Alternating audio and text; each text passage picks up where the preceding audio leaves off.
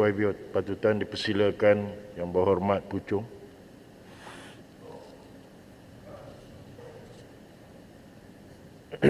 Terima kasih Tuan Speaker kerana memberikan saya ruang juga untuk mengambil bahagian di dalam perbahasan ini. Tuan Speaker, seperti mana kita semua sedia maklum, Tuan Speaker, Malaysia adalah satu negara di mana kita ada sistem demokrasi dan dalam sistem ini kita ada seorang peguam yang menasihatkan kerajaan Malaysia dan beliau juga adalah seorang yang melaksanakan fungsi sebagai pendakwa raya. Orang itu, Tuan Speaker, adalah peguam negara kita dan beliau diberi kuasa di bawah artikel 145 Perlembagaan Persekutuan buat tujuan-tujuan tertentu, khususnya berkaitan dengan buat keputusan selepas adanya siasatan dan sekiranya perlu untuk ada pendakwaan di dalam kes-kes yang tertentu. Dan jawatan ini sangat penting, Tuan Ketua, dan kita semua lihat bagaimana keputusan seseorang itu apabila dibuat tidak ataupun hampir tidak boleh dicabar oleh mana-mana pihak, dan kita perlu terima keputusan tersebut. Tuan Speaker, kita dalam satu keadaan yang agak aneh kerana saya dimaklumkan bahawa pada masa ini soal berkenaan dengan siapa yang menjadi peguam negara di Malaysia adalah soal yang terbuka. In other words, it would appear that at this point in time we do not have an Attorney General. Saya nak minta kepada kerajaan untuk memberikan penjelasan sebenarnya apa telah berlaku. Kita sebelum daripada ini ada peguam negara, Tan Sri Idrus, dan kita lihat apa disebut sebagai perkhidmatan dia telah pun tamat.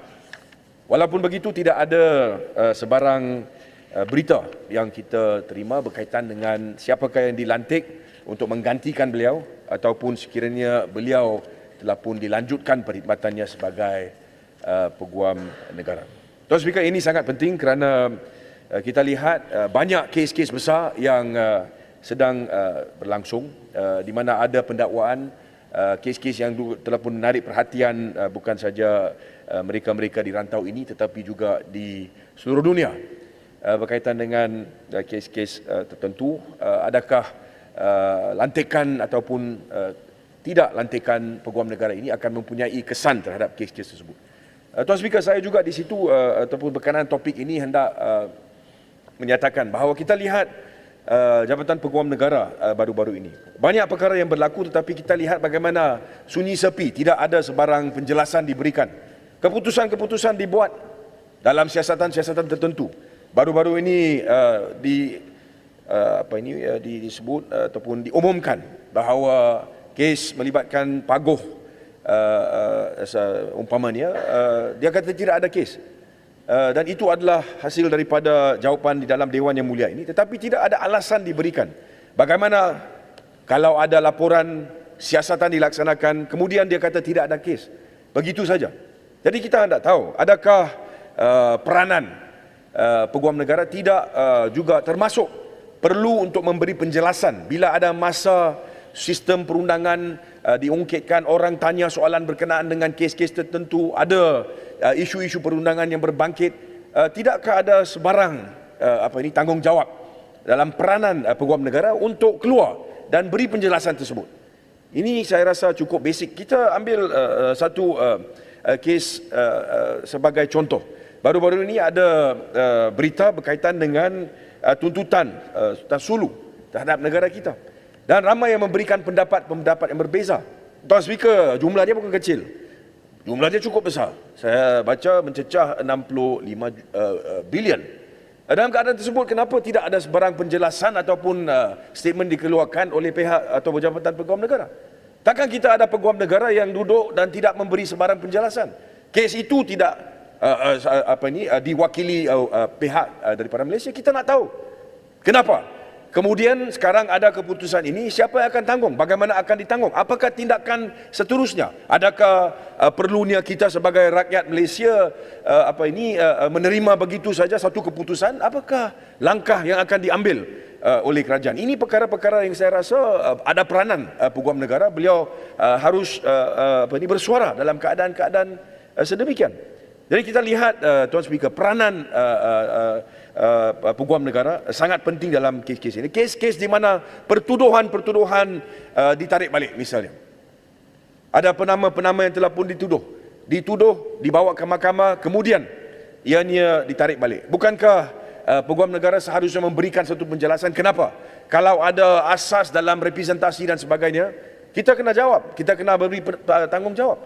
Kes yang berlaku melibatkan suami Tan Sri Zeti misal katanya. Ramai yang tanya soalan hari ini. Kenapa tidak ada tindakan dan sebagainya? Ini satu perkara yang harus dijawab oleh peguam negara. Tapi tidak ada jawapan. Sunyi sepi. Kenapa? Kepada saya, kalau ada kes, kalau ada aduan dibuat, perlu ada siasatan, kita siasat. Jangan kita ada keadaan di mana kita nak persalahkan pihak-pihak tertentu. Saya baca ada kenyataan dibuat oleh menteri. Yang kata oleh kerana MCO, pihak polis tidak boleh pergi ke Singapura. Tuan Speaker, you have experience yourself. That cannot be. Tidak perlu untuk kita memberhentikan siasatan kerana ada MCO. Bukan saja itu, Tuan Speaker, saya baca, saya lihat banyak daripada wakil-wakil atau pegawai kerajaan yang pergi ke Singapura ada ruang untuk kita ini meneruskan dengan siasatan. Lagipun kalau kita lihat, Tuan Speaker, kalau kita lihat ke Singapura, Singapura itu ada polis sendiri. Kalau kita perlu bantuan, maka bantuan itu perlu kita pohon daripada polis di sana. Mereka ada jurisdiction di situ. Bukan pihak polis daripada sini kita pergi ke Singapura dan terus kita pergi ketuk pintu orang dan ambil statement. It doesn't work that way. Dan saya lihat bagaimana kita ada kenyataan daripada IGP yang terdahulu, Sri Musa Hassan. Beliau kata ini alasan saja. Tuan Speaker, kita tidak boleh ada keadaan sedemikian. Bila kita lihat kes-kes begini, tidak ada sebarang respons daripada peguam negara. Kemudian kita ada ulasan ataupun kita ada statement komen daripada bekas IGP. Ramai pegawai polis yang juga tanya soalan itu. Saya rasa ini satu perkara yang menteri perlu memberi penjelasan. Kenapa kita ada peguam negara yang langsung tidak memberi sebarang penjelasan berkenaan dengan apa jua kes. Ini saya rasa cukup penting. Bukit Geluguk ada bangkitkan tadi berkaitan dengan isu EAIC. Baru-baru ini Tuan Speaker ada satu aduan dibuat. Saya bangkitkan juga di dalam Dewan Yang Mulia ini berkenaan dengan pihak ataupun anggota polis yang telah pun dikatakan mewujudkan satu kartel di dalam PDRM. Jadi perkara itu dibawa ke EAIC dan saya tengok ada berita dikeluarkan di mana EAIC mengatakan bahawa tidak ada asas untuk kita terima apa yang disebut di dalam aduan tersebut. Ini apa yang dibaca, EAIC dengan izin Tuan Speaker, could not confirm ex-IGP's allegation of cartel in the police force. Ini apa yang disebut. Kemudian esok hari dia, kita ada kenyataan balas daripada Tan Sri Abdul Hamid Bado yang membuat aduan itu pada masa itu. Beliau kata, EAIC findings on alleged police cartel shallow and incorrect. We can't leave it hanging like this, Tuan Speaker. Kita tidak boleh ada keadaan di mana pegawai-pegawai yang paling tinggi di dalam kerajaan ataupun di dalam sistem siasatan polis atau SPRM, bila ada aduan dibuat atau aduan terhadap mereka ini, di mana peguam negara? Peguam negara perlu memberikan penjelasan. Adakah apa yang disebut sebagai findings ini betul? Saya nak tahu, adakah Tan Sri Abdul Hamid Bado dipanggil sebagai saksi? Adakah EAIC ini minta daripada beliau untuk memberi kenyataan, kemudian siasat dan sebagainya? We need to know this. Kemudian yang lebih kepada saya yang lebih penting, kalau kita lihat kepada apa yang disebut oleh EAIC ini, Tuan Speaker, dia kata begini, EAIC Chairman Tan Sri Muhammad Siddiq Hassan said, however, the Commission found, Tuan Speaker, found support for allegations that some police officers were involved with criminal syndicates based on witnesses' testimony and documents obtained by EAIC. Maknanya memang benarlah apabila ada siasatan, Komisen berjumpai ada keterangan yang menunjukkan bahawa ada pihak-pihak polis tertentu yang terlibat dalam apa yang disebut sebagai sindiket jenayah ini.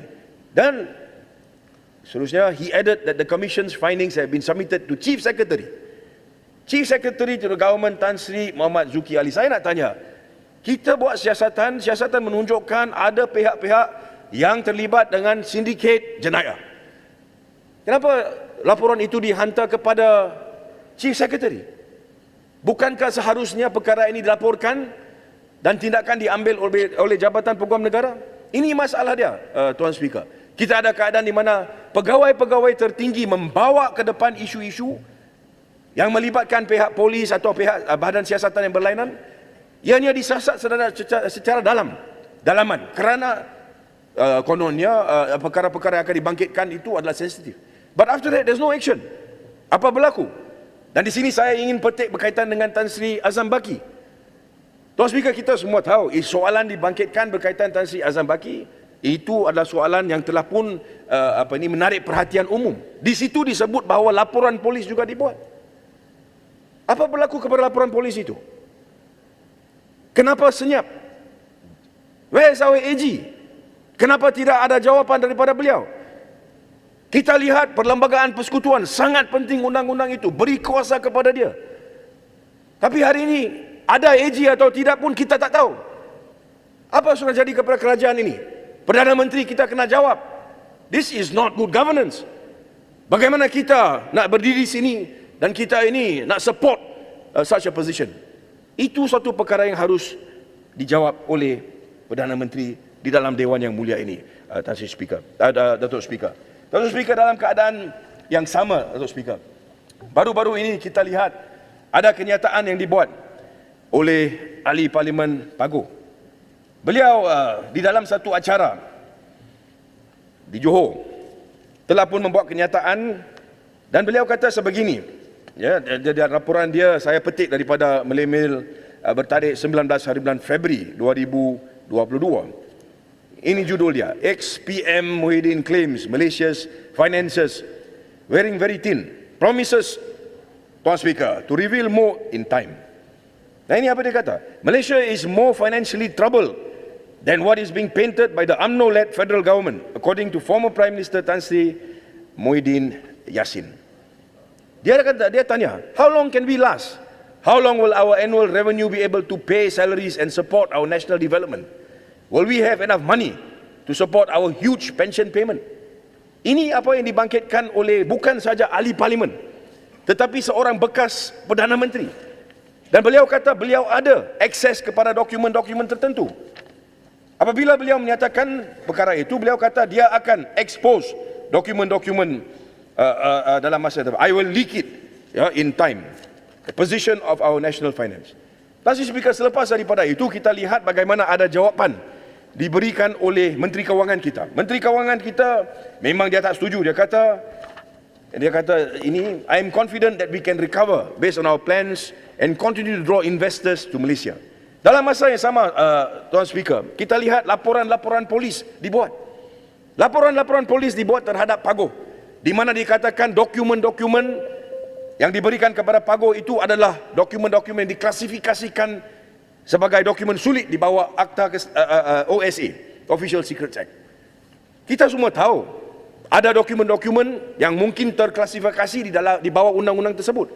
Tapi ini bukan berkenaan dengan dokumen tersebut. Tuan Speaker, kita nak tahu fakta dia. Adakah apa yang disebut oleh Yang Berhormat daripada Paguh betul? Atau apa yang disebut oleh Menteri Kewangan kita betul? Both cannot be telling the truth.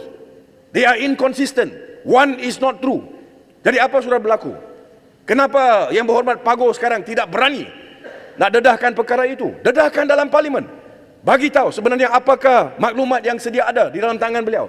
Is this government lying to the people of Malaysia? Adakah satu pembohongan di hadapan kita yang perlu kita bongkarkan? Pimpinan Ismail Sabri, Perdana Menteri kita sekarang, adakah mereka tidak membawa apa yang benar kepada rakyat Malaysia? Di mana keadaan ekonomi kita sangat teruk sekarang? Walaupun ekonomi sangat teruk, masih boleh kerajaan kita membuat keputusan untuk mengadakan pilihan raya negeri. Saya di sini minta kerajaan kita, Perdana Menteri kena ikhlas. Come to the Dewan, answer these questions. Number one, adakah kita mempunyai seorang peguam negara sekarang? Siapakah beliau? Kedua, adakah beliau mempunyai tanggungjawab untuk memberikan respon-respon, penjelasan-penjelasan apabila isu-isu undang-undang berlaku? Apakah tindakan kerajaan terhadap tuntutan atau keputusan yang dibuat berkaitan dengan tuntutan Sultanan Sulu, seperti mana saya sebut tadi, Dan of course, the most important thing, berkaitan dengan apa yang dibuat pendedahan, bahawa keadaan ekonomi kita memang tenat. Saya nak tahu, adakah ini benar dan apakah sebenarnya yang kita didedahkan di dalam dokumen-dokumen yang disebut dan dirujuk oleh Tan Sri Muhyiddin Yassin itu. Kalau tidak ada kebenaran dalam keadaan itu, adakah tindakan akan diambil terhadap Tan Sri Muhyiddin Yassin kerana beliau telah pun membuat pendedahan-pendedahan tersebut seperti mana dilaporkan. Sekian, terima kasih Tuan Speaker. Terima kasih Yang Berhormat.